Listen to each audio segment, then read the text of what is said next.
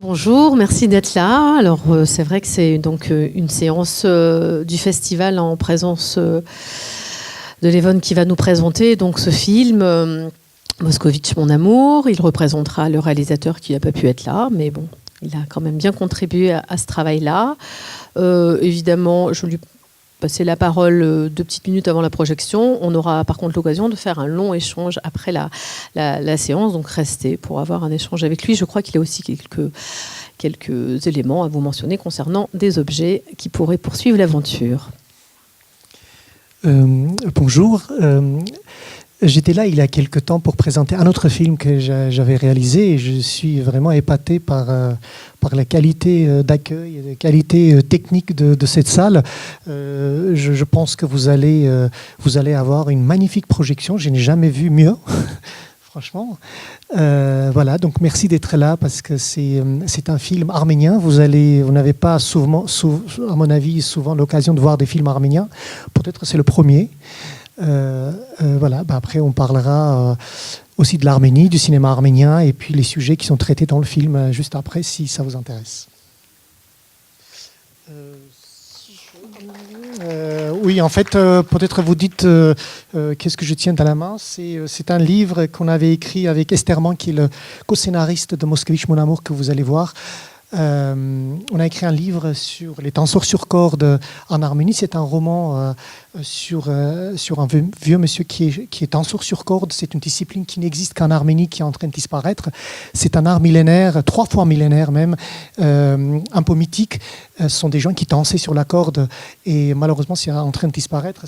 Donc c'est l'histoire le dernier danseur sur corde qui essaie de pérenniser ce métier. Et puis, il a aussi un court-métrage, L'homme de l'île Sandwich, qu'on a aussi coécrit avec Esther Mann. En fait, vous voyez, on travaille beaucoup ensemble. Et c'est un court-métrage qui a été réalisé il y a quelques années avec Anna Mouglalis et Max Pesset de Malglaive dans les rôles principaux. Voilà. Si vous avez l'occasion, vous pouvez jeter un coup d'œil tout à l'heure. Et ben, merci beaucoup et puis bonne projection.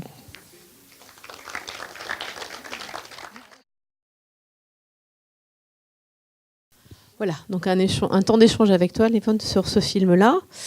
Peut-être, il est peut-être nécessaire particulièrement pour ce film, pour commencer déjà, de le contextualiser sur un plan historique, parce que la situation politique est complexe, puisqu'il est question de migration, il est question d'exil, et puis il est aussi question d'une Russie qui a beaucoup changé, enfin voilà, qui a beaucoup évolué et qui influence énormément ce film, puisqu'on voit, entre autres, on en parlera après, mais des images d'archives. Donc est-ce que déjà, tu pourrais, alors sans nous faire un cours d'histoire, mais nous replanter un peu quelques éléments historiques pour qu'on comprenne bien la situation? Oui, c'est vrai que c'est assez complexe, surtout les gens qui ne connaissent pas cette région. En fait, l'URSS, c'était un grand pays qui avait 15 républiques soviétiques socialistes dedans. Et après la chute de l'Union soviétique, ces 15 républiques sont devenues indépendantes. Donc l'Arménie faisait partie. L'Arménie était la plus petite, une des plus petites républiques avec l'Estonie de cet énorme pays. Et comme dit d'ailleurs le réalisateur de ce film, Madame Sharpazian, il dit une fois que je me suis couché étant le citoyen le plus grand pays au monde et je me suis réveillé étant le citoyen le plus petit. Donc, pour dire qu'à quel point ce changement était radical et inattendu, parce que personne ne pouvait imaginer que cet énorme pays qui se tenait, cette dictature pourrait un jour échouer. Et c'était le cas. Voilà. Et quand j'écris en général un scénario, j'essaie toujours de mettre dedans des éléments de différentes couches pour pouvoir raconter plusieurs histoires. Pas seulement l'histoire générale, mais aussi plusieurs petites histoires. Et c'était aussi le cas, donc je l'ai placé aussi cette histoire des Arméniens d'Azerbaïdjan qui ont été, justement après la chute de l'Union soviétique, il y a eu une guerre horrible entre 2 pays voisins, l'Arménie et l'Azerbaïdjan. C'est 2 pays qui se trouvent dans le Caucase du Sud. Et en Azerbaïdjan, il y avait une grande communauté arménienne. Et ils ont été chassés de là-bas. Il y a eu des pogroms, il y a eu beaucoup de morts à Bakou, la capitale d'Azerbaïdjan, et dans une autre ville qui s'appelle Sumgait. Les gens entraient carrément chez les Arméniens, ils les tuaient sur place, dans leur maison, ils sortaient, les femmes coupaient les têtes, etc. C'était un truc horrible, ça s'est passé en 1988. L'Union soviétique n'était pas encore, était toujours en fait, l'État était toujours, mais sauf que Gorbatchev n'arrivait plus à tenir les rênes du pouvoir, et il a eu ces pogroms, et il a eu une horrible guerre qui a duré à peu près 5 ans entre ces deux pays. Parce qu'il y avait un enclave qui s'appelle Haut-Karabakh, peuplé d'Arméniens, qui était annexé par Staline dans les années 20 à Azerbaïdjan, et donc il a eu cette horrible guerre. Et donc les Arméniens qui ont quitté l'Azerbaïdjan, et les Azéris qui habitaient en Arménie, ils sont partis en Azerbaïdjan, mais par contre en Arménie il n'y a pas eu de pogrom, hein, il n'y a pas eu de mort. Voilà, donc c'était assez douloureux aussi pour ces gens-là qui quittaient tout, qui avaient leur maison, qui avaient en fait une situation, donc ils étaient obligés de partir avec rien, mais vraiment rien. Il n'avait même pas la possibilité de prendre quelque chose. Certains ont pris l'argent, je ne sais pas, un peu l'argenterie, etc. Mais bon, c'était absolument rien. Et donc j'ai voulu aussi, en racontant cette histoire qui n'a absolument rien à voir, j'ai voulu placer aussi cette idée, ce volet de cette tragédie. Et d'ailleurs, Aram Sharpazian, le réalisateur, au début, il n'était pas très pour. Il a dit oui, mais à quoi ça sert, etc. Mais j'ai su convaincre pour dire que non, en fait, à mon avis, ça donne une richesse au scénario. Et je crois que j'avais raison. Et voilà. Donc, ça, c'est ce qui concerne le contexte historique. Pour dire aussi aujourd'hui que la guerre n'est pas finie. Il y a un statu quo. De facto, cette région d'Azerbaïdjan qui était peuplée d'Arméniens, qui s'appelle Haut-Karabakh, est indépendant. C'est-à-dire que ce pays possède son armée, son gouvernement, etc. Mais sauf que ce n'est pas reconnu par personne.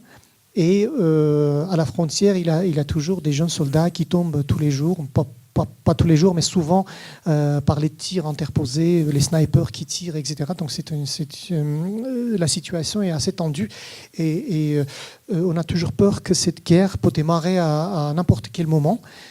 Parce que vous savez que l'Arménie est un tout petit pays, quand même, elle est convoitée par les États-Unis d'un côté, par la Russie de l'autre côté, et les pauvres Arméniens ne savent pas quoi faire. Dès qu'ils se tournent vers la Russie, c'est les États-Unis qui montent la voie, et si l'Arménie tourne vers les États-Unis, c'est les Russes qui commencent à provoquer des conflits sur la frontière, etc. Donc c'est une situation assez compliquée.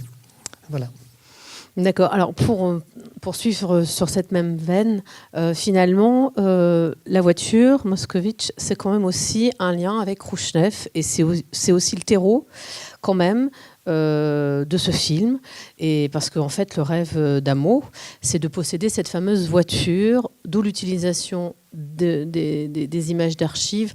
Et pour toi, ça a été vraiment une trame de fond sur l'ensemble du scénario. Cette idée d'un rêve, et poursuivre ce rêve, de ce rêve communiste, quoi. Enfin. Oui. En fait, tout est un peu plus compliqué que ça. Vous savez, quand on écrit un scénario, on ne pense pas à la réalisation, parce qu'on est là. Chez nous, on donne libre cours à notre imagination. Et dans le scénario, il y avait une scène, une sorte de flashback en noir et blanc où il y avait ce grand congrès à Moscou, parce que vous savez, peut-être vous savez, peut-être non, à l'Union soviétique, on organisait souvent des congrès, par exemple les tractoristes, les congrès des écrivains, des congrès des cinéastes, etc. Et on avait, en fait, on ramassait du monde, en fait, de toutes les républiques des délégués, à peu près parfois 5, parfois 7000 personnes. On amenait à Moscou, et donc pendant une semaine, ils applaudissaient, ils votaient pour, etc. Mais on faisait aussi des excursions. Et donc, Amo étant un tractoriste dans ce pays d'Azerbaïdjan, il a été emmené à Moscou dans les années 60, 68 plus précisément. Donc ils ont visité cette usine de voitures Moskvitch et ce modèle qui vient de sortir.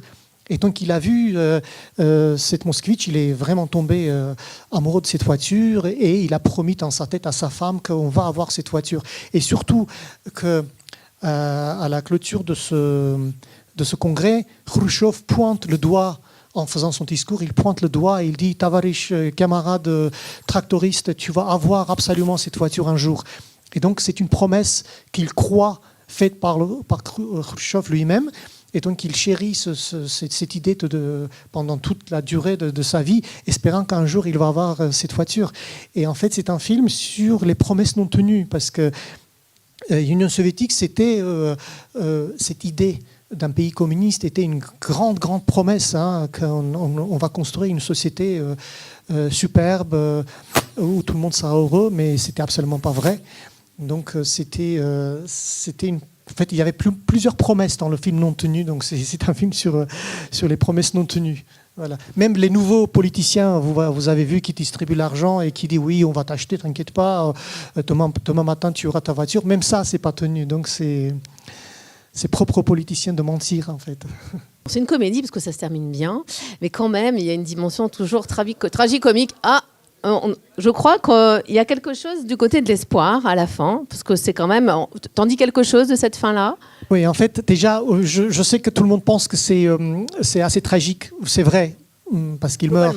Mais il faut dire aussi que c'est une époque qui s'en va, c'est une page qui se tourne.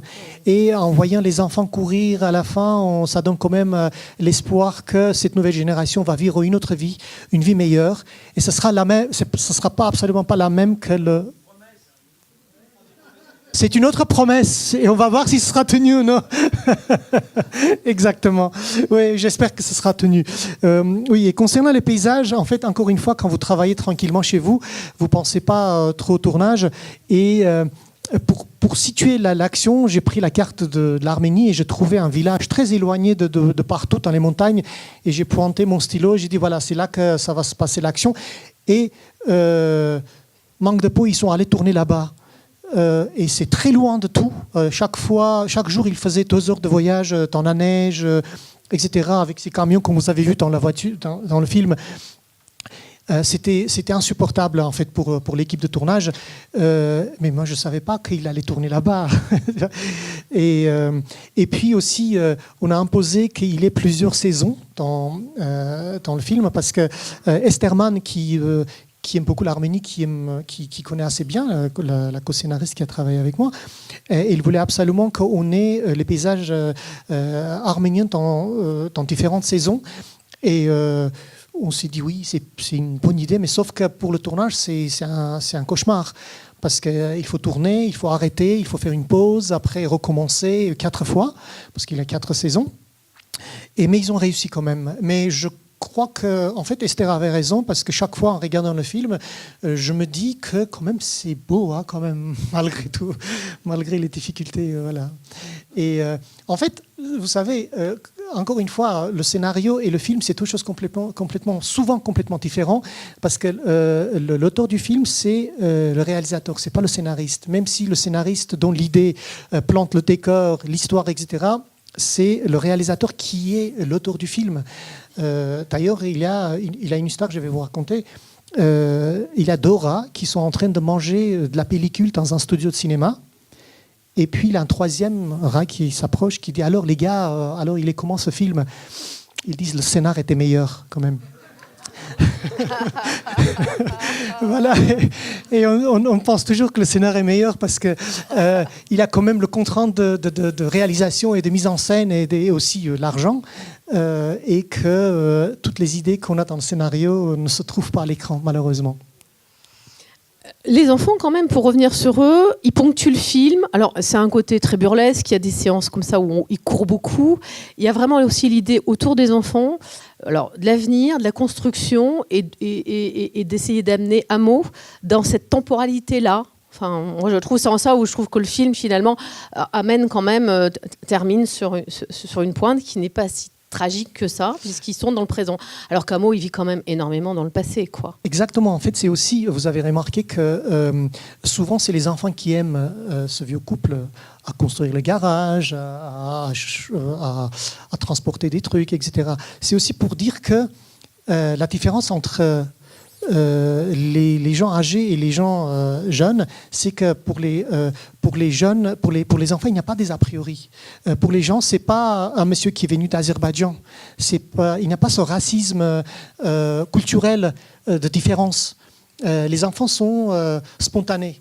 Ils voient un monsieur qui est sympathique, donc il adhère. Peu importe, il est né ici ou il est né à côté. Donc voilà, c'était ça aussi l'idée, pour dire que malgré le fait que les Arméniens, qui étaient des Arméniens ethniquement en Azerbaïdjan, ils sont venus en Arménie, ils étaient souvent mal reçus parce que parfois ils ne parlaient pas l'arménien, parfois ils ne parlaient pas l'arménien qu'on parlait en Arménie, parce que l'arménien c'est une langue qui est d'une région à l'autre, ça varie énormément. D'ailleurs, les Arméniens de diaspora qui habitent en France ont un arménien complètement différent de l'arménien qui est pratiqué en Arménie aujourd'hui. Donc voilà. Et il a toujours ce racisme un peu inconscient même, parce que la personne en face est différente de vous. Voilà. Et quand il a été question d'écrire sur Amou, pour le coup, elle représentait bien autre chose. Amou représente la réalité, la femme qui est aussi déclassée socialement et professionnellement. Enfin, voilà. Arous. Arous, pardon. Oui. Dans l'écriture, il y avait vraiment cette volonté qu'elle porte tout ça, cette femme-là. Oui, en fait, je suis convaincu que l'avenir de l'homme, la femme est de l'avenir de l'homme, et l'avenir de la société en général. Dans les pays orientaux comme l'Arménie, on voit ça vraiment très très bien. Les femmes, c'est les femmes qui tiennent la société, en fait, aussi bien la famille que la société en entier. Et c'est vrai partout d'ailleurs. Et donc on a, à l'écriture déjà, on a planté cette personnage qui est en soi assez forte. En fait, elle est assez forte, mais la société fait que les femmes sont un peu en second plan. C'est l'homme qui décide, pourtant c'est la femme qui travaille le plus, etc. Et c'est visible aussi dans le film. On voit qu'elle est en train de travailler tout le temps, et lui, il est en train de rêver. Donc voilà, c'est... et puis il faut, je ne sais pas si c'était compréhensible ou non, parce que c'est assez difficile. Quand il habitait en Azerbaïdjan encore, la femme avait un travail un peu intellectuel, on peut dire. Elle travaillait dans la communication. Elle était dans cette... comment ça s'appelle on faisait des connexions téléphoniques. Voilà, centrale téléphonique, exactement. Et quand elle vient demander du travail, parce que son diplôme est écrit en azéri, donc qui est déjà une raison de mépris. Voilà, on se moque d'elle et on dit quand la ligne de Bakou sera ouverte, c'est-à-dire on sait que c'est coupé définitivement parce qu'entre les deux pays c'est la guerre. Voilà, quand la ligne sera ouverte, on va t'inviter, on va t'appeler pour travailler. Donc c'était une sorte de mépris aussi pour dire à quel point ces gens-là étaient méprisés. Voilà. Mais ça reste quand même une femme très forte et elle fait tout pour quand même faire descendre son mari en disant qu'arrête tes rêves, parce que oui, même si c'est une histoire d'amour, parce que Amo, le monsieur, il veut acheter cette voiture pour sa femme, en fait, en réalité, parce qu'il a promis que ma chérie, je te mettrai à côté de moi, je conduirai à Moscou, je te montrerai tout. Voilà, et ça, cette promesse, par amour, il va absolument tenir. Et sa tragédie, c'est pas parce qu'il n'a pas eu de voiture, c'est qu'il n'a pas eu une voiture pour se mettre sa femme à côté et la promener. Voilà, c'est ça sa vraie tragédie. Sauf que la femme, étant un être pratique, dit mais écoute, arrête. Mais lui, non, parce qu'il aime trop sa femme. Et avant de donner la parole à la salle, rapidement, la voiture est un personnage. Vous l'avez complètement personnifié.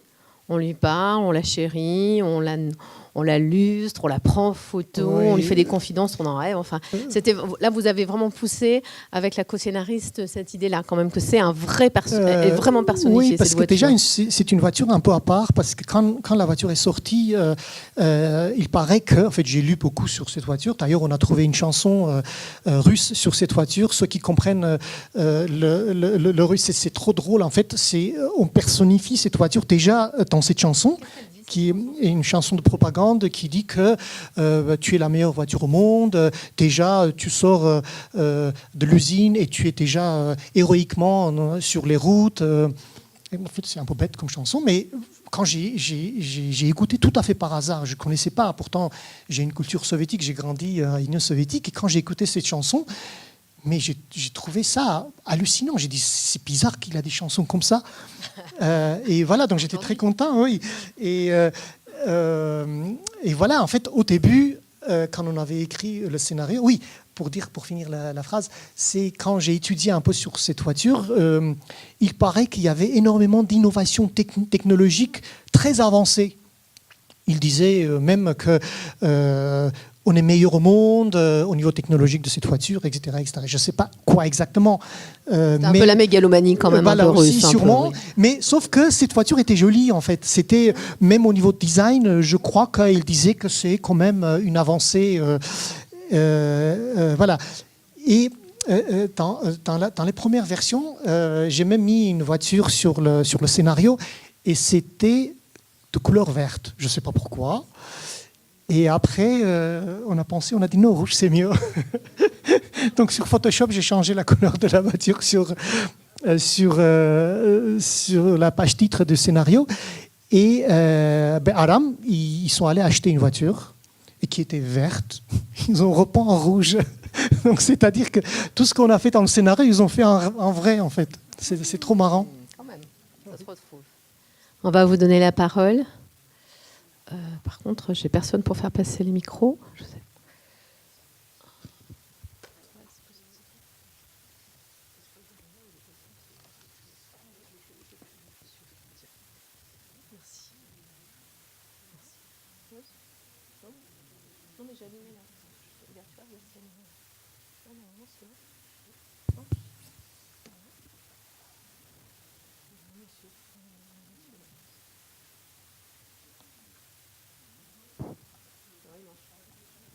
Il faut appuyer sur un bouton. Non, voilà, il faut parler dans le poste. Oui, on voit qu'au générique, enfin, et pour le film, on voit que c'est un film qui est extraordinairement arménien, effectivement. Et est-ce qu'il est passé en Arménie et comment est-ce qu'il est reçu? Parce que c'est quand même une image assez passéiste, enfin assez négative de l'indépendance et des progrès qui peuvent être réalisés depuis la division de l'Union soviétique. Oui, en fait, c'est un film entièrement arménien, même si ça a été financé partiellement en France et partiellement en Russie. Ça reste un film arménien, tourné en Arménie, en langue arménienne, avec les techniciens arméniens. Sauf que une partie de montage et une partie de travaux sur le son ont été faits à Paris. Oui, les Arméniens n'aiment pas trop montrer leur pays à cette manière-là, parce qu'ils aimeraient qu'on montre que le centre de Yerevan, qui est une ville moderne et très européenne, mais je crois que pour la vérité, il faut tout montrer. Il faut montrer même les blessures, il faut montrer tous les défauts qu'on a pour pouvoir éventuellement les corriger, les guérir. Voilà. Le film n'est pas encore sorti en Arménie parce que ils ont eu des difficultés pas ni politique ni rien, juste financier pour pouvoir sortir. Mais il a un festival en Arménie qui s'appelle Golden Abricot, l'abricot d'or. Et il y a 2 ans, le film a participé à ce festival. Il a eu 2 prix. Et puis il a eu d'autres prix ailleurs aussi. Je crois que le film va sortir cette année-là, durant l'année en Arménie. Mais sinon, je crois que pendant la projection pendant le festival, j'étais là-bas et oui, c'était bien reçu. Il a eu même quelques papiers très intelligents sur le film. Voilà. Moi, j'aurais voulu vous parler des acteurs. Est-ce que vous pouvez nous expliquer un petit peu qui sont l'acteur principal? L'acteur principal, c'est moi. Et puis aussi les autres personnages qui sont autour. Est-ce que ce sont des vrais acteurs? Est-ce que ce sont des gens qui ont travaillé comme ça, sans être acteurs? Voilà. C'était simplement là-dessus. En fait, les acteurs sont des professionnels. C'est vrai qu'on ne dirait pas, parce qu'on pense que les acteurs sont toujours très beaux, très soignés. Non, en fait, à l'Union soviétique, il y avait une Une politique culturelle, c'est que dans chaque grande ville, il y avait un théâtre national. Et ça continue toujours. Et dans quelques villes secondaires en Arménie, il y a toujours des théâtres nationaux. Et il y a des acteurs qui travaillent dedans, mais qui sont aussi des paysans, en fait. Et le monsieur qui a joué dans le film, c'est un acteur de Vartenis. C'est une région assez éloignée de Yerevan, de centre, de capitale d'Arménie. Et c'est un acteur professionnel. Et les autres, les villageois et tout, sont des acteurs professionnels aussi.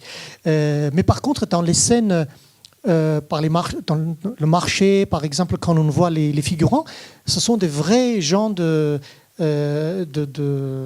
cette localité. En fait, Aram m'a raconté, je n'ai pas assisté à ce tournage, il a raconté qu'ils sont allés au marché de Vartenis, ils ont posé la caméra, ils ont commencé à tourner. Et les gens ont regardé la première fois, ils ont vu la caméra, après ils ont oublié. Donc c'est pour ça qu'ils sont très naturalistes quasiment. Ils sont comme ils sont en fait. Et il y a un moment où le gendarme amène un télégramme, ou du moins pour nous annoncer que le fils est emprisonné. Et qu'est-ce que ça apporte au film? Et moi, j'ai pas compris. Justement, en fait, c'est une autre couche aussi d'une tragédie que les Arméniens vivent. D'abord, c'est l'immigration massive. Et où ce fils? Il est en Russie. En Russie. Parce que les Arméniens ont commencé à partir par milliers, quitter l'Arménie pour partir en Russie parce qu'ils ne trouvaient pas du travail. Et en fait, le gouvernement russe a fait un truc. Ils ont créé des consulats exprès pour attirer les Arméniens et pour peupler les régions difficilement accessibles, dans le nord, etc., où personne ne va aller vivre.